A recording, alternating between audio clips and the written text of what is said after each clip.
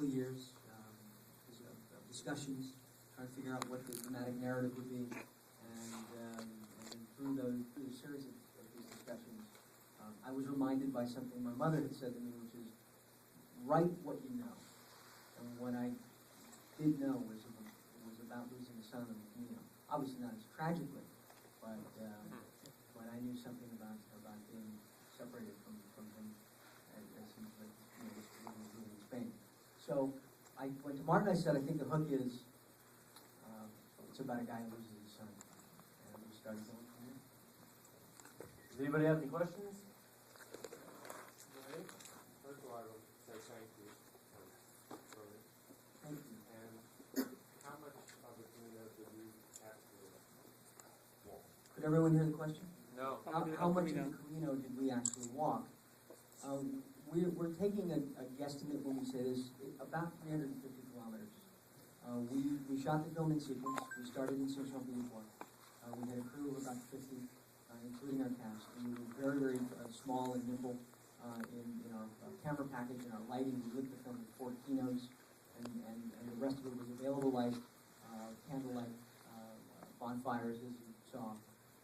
We shot on a Super 16, and we were on the go. But the difference between when the pilgrim who walks from point A to B to C, we have to go back and do multiple takes. So, a particular village, 2, 3, 4 times. So you're about 350 kilometers.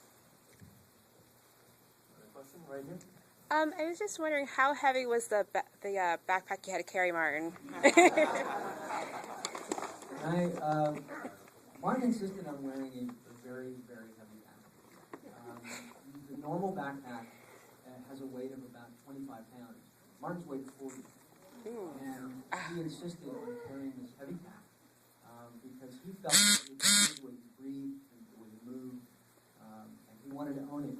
And in fact, the only day he got angry was when I instructed the prop department to lighten the load because we were afraid he was a muscle or I needed him. He's in every shot. And he got very upset, and it wasn't coming out of a macho place. It was, look, I need to own this.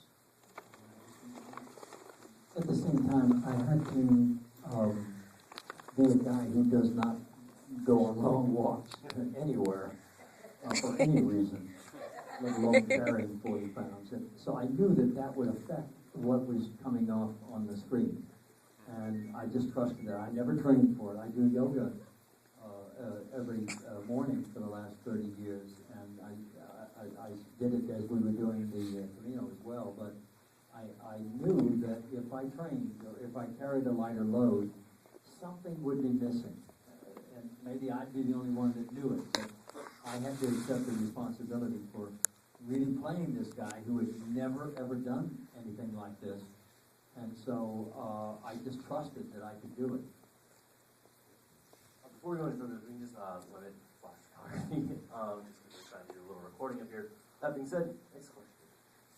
When you were at the statue of the saint, the saint right near the end, how was that for you? That experience right there, and did you see other people and how they were experiencing it as well?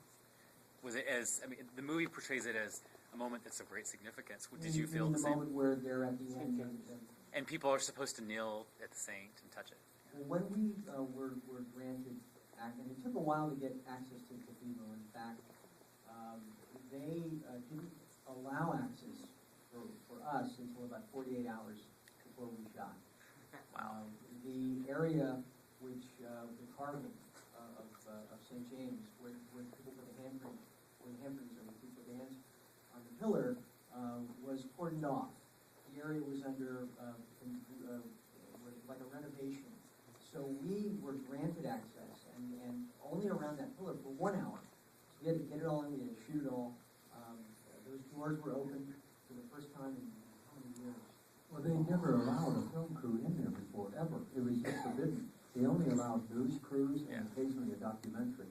But they just turned down anybody shooting a film. And as Emilio said, up until 48 hours before we arrived in Santiago, we had no cathedral, and we were, We had no ending. We had no ending.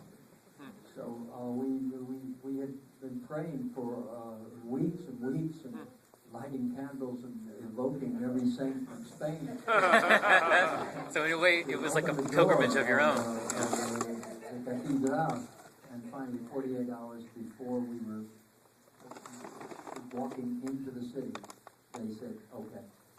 Wow. You know, it's an interesting question though too, because they, before we started treating, we said, let us not interfere with anybody else's real pilgrimage.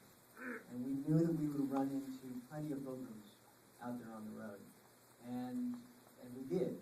And we made sure that we stayed out of their way. If they were having a moment at Cruz de Ferro, which is a very personal moment where you're laying down the rocks and the burdens, we saw, there were some very moving moments where we just moved the crew away and gave them space.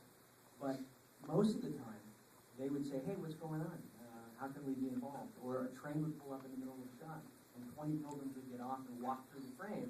And they said, well, this is a blessing, right? And then we'd say, you guys want to be in a movie? And they'd say, sure, we're in. Most of the pilgrims that you see